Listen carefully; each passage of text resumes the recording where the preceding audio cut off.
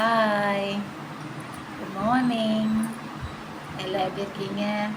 நல்லா இருக்கீங்களா? நான் நல்லா இருக்கேன். லேடிஸ்க்கு லேடிஸே உதவி பண்ண மாட்டேறாங்க.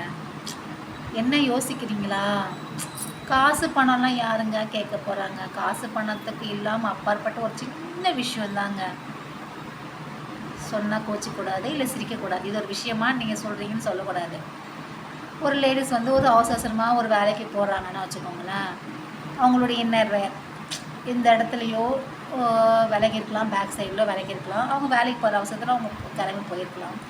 இதை ரோட்டில் போகிறவங்க, பஸ்ஸில் போகிற லேடிஸோ, கூட ஆட்டோவில் வர லேடிஸோ பார்த்து பார்க்காத மாதிரி இருந்துக்கிறாங்க. ஏன் அப்படின்னு தெரியல.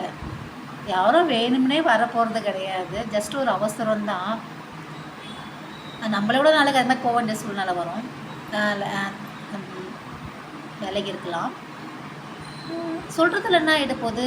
ஒரு கிட்ட வந்து இது மாதிரி விலகி இருக்குங்க, அட்ஜஸ்ட் பண்ணிக்கோங்க. இல்லை அவங்கள அட்ஜஸ்ட் பண்ணி விட்டு கூட போகலாம். நான்லாம் அப்படி தாங்க இருந்திருக்கேன். ஆனால்